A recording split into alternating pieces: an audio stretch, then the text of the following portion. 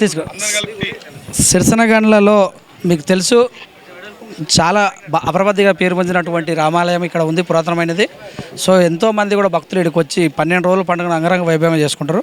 So ప్రస్తుతం ఈరోజు శ్రీరామనవమి సందర్భంగా శ్రీరామదండు ర్యాలీ కూడా నిర్వహించింది. ఈ కార్యక్రమానికి మరి శ్రీ శ్రీ సదాపూర్ని కృత్య ఆనంద తంత్రి అయ్యర్ గారు కూడా రావడం జరిగింది. ప్రస్తుతం మనతోటి మరి ఈ యొక్క నియోజకవర్గానికి ఎమ్మెల్యే గారు అనేటువంటి వంశీకృష్ణ గారు ప్రస్తుతం మనతో ఉన్నారు. వారిని అడిగి మరికొన్ని విషయాలు తెలుసుకోండి. నమస్తే అండి. ఇవాళ సిరిసనగండ్లలో అయోధ్య నగరు, చారగొండ మండలం, అచ్చంపేట నియోజకవర్గం. ఇవాళ శ్రీరామనవమి సందర్భంగా శ్రీ సీతారామచంద్ర స్వామి ఆలయంలో అంగరంగ వైభవంగా సీతారామచంద్ర స్వామి కళ్యాణ మహోత్సవం ఇప్పుడే పూర్తి కావడం జరిగింది. దానికి ముఖ్య అతిథులుగా పెద్దలు జూపల్లి కృష్ణారావు గారు మంత్రివర్యులు, అట్లాగే కల్వకుర్తి శాసనసభ్యులు కసిరెడ్డి నారాయణ రెడ్డి గారు, అలాగే మాజీ శాసనసభ్యులు కల్వకుర్తి జయపాల్ యాదవ్ గారు, అలాగే మన ప్రవీణ్ కుమార్ గారు, ఇక చాలామంది పెద్దలు రావడం జరిగింది. వారితో పాటుగా శ్రీరామదండు స్టేట్ శ్రీరామదండు చైర్మన్ పెద్దలు తాంత్రిక మన కృత్య ప్రత్యంగరాజదేవి వారి పీఠాధిపతి స్వామివారు రావడం జరిగింది. వారితో పాటు చాలామంది భక్తులు దాదాపుగా 70 నుంచి 80 వేల మంది ప్రతి సంవత్సరంలో ఏ రకంగా ఈ సీతారామచంద్ర స్వామి కళ్యాణ మహోత్సవం శ్రీరామనవమి సందర్భంగా జరుపుకుంటామో అదే తరంలో ఇంకా ఈసారి ఎక్కువ రావడం జరిగింది. మరి ముఖ్యంగా ఇది అత్యంత ప్రాచీనమైనటువంటి ఆలయం, అత్యంత ప్రసిద్ధిగాంచిన ఆలయం. ఒకటి ఈ ఆలయానికి 1500 ఎకరాల భూమి ఉంది, కానీ ఆదాయం లేదు.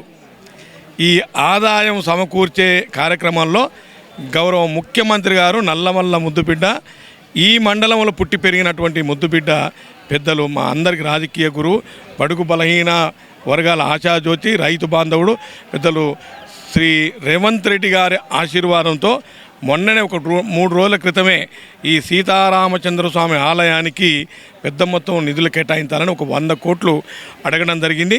త్వరలోనే కృష్ణ పుష్కరాల సందర్భంగా ఈ గుడికి మీరు అడిగిన డబ్బులు ఇస్తారని చెప్పడం జరిగింది, హామీ ఇవ్వడం జరిగింది. అదేవిధంగా ఇవాళ ముఖ్య అతిథికి విచ్చేసినటువంటి జూపల్లి కృష్ణారావు గారు ఇక్కడ ఈ సందర్భంగా విచ్చేసినప్పుడు మా కోరిక మేరకు ఒక 3 కోట్లు అనౌన్స్ చేశారు. గత సంవత్సరం 2 కోట్లు ఇచ్చారు.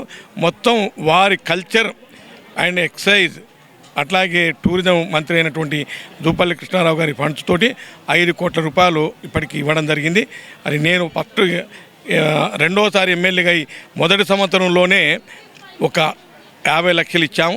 మొన్న ఒక 25 లక్షలు, దాదాపు 75 లక్షలు ఎమ్మెల్యే ఫండ్ ద్వారా ఇవ్వడం జరిగింది. రాబోయే కాలంలో నేను ఇది అని చెప్పను, కానీ ఈ ఆలయ రూపురేఖలు మారబోతున్నాం. అది నేను కాదు, గౌరవ ముఖ్యమంత్రి గారి ఆశీర్వాదంతో ఈ ఆలయాన్ని ఒకవైపు రోడ్డు ఎక్కేదైతే ఒకవైపు దిగేది, అట్లాగే చుట్టుముట్టున్న భూమిని కూడా చదును చేసి కాంపౌండ్ వాళ్ళగా చేసి ఇక్కడ ఏమేమి జరగాలనో ఒక మెగా ప్లాన్ తోటి ఇప్పటికే మెగా ప్లాన్ వేసాం. అన్ని సౌకర్యాలతోటి అన్ని రకాలుగా భక్తులకు అందుబాటులో ఉండి అన్ని సౌకర్యాలు ఉండే విధంగా అటు ఇటుగా 100 కోట్లతోటి ఈ ఆలయ అభివృద్ధి కోసం ఈ ప్రభుత్వం గౌరవ ముఖ్యమంత్రి గారు అభివృద్ధి చేయడంలో ముందు వరుసలో ఉన్నారు. కాబట్టి త్వరలోనే దానికి కూడా ఆ నిధులు కూడా రాబోతూ ఉన్నాయి. అదేవిధంగా ఇక్కడ విచ్చేసినటువంటి భక్తులకు విజ్ఞప్తి ఏమిటంటే, ఈ దేశంలో భారతదేశంలో భక్తి మెండుగా పెరిగింది, కానీ ధర్మం పెరుగుతలేదు. ధర్మం అంటే ఇతరులకు సాయం చేసేది, భక్తి అంటే సెల్ఫిష్. ఒక మాటలో చెప్పాలంటే ధర్మం అంటే నాన్ సెల్ఫిష్, అంటే ఇతరులకు సాయం చేసే వాళ్ళే ధర్మం అంటారు. ధర్మం కూడా పెరగాలి. కాబట్టి నేను ఎవరైతే ఈ ఆధ్యాత్మికంగా ఉన్నటువంటి అందరికీ నా విజ్ఞప్తి, మా స్వామీజీ లాంటి వాళ్ళకు కూడా ఎక్కువ శాతం ఈ ధర్మాన్ని గురించి ప్రబోధించాలని కోరుతా ఉన్నాం. అట్లాగే చాలామంది జై శ్రీరామ్ అని అంటున్నారు, అది తప్పని నేను అనను.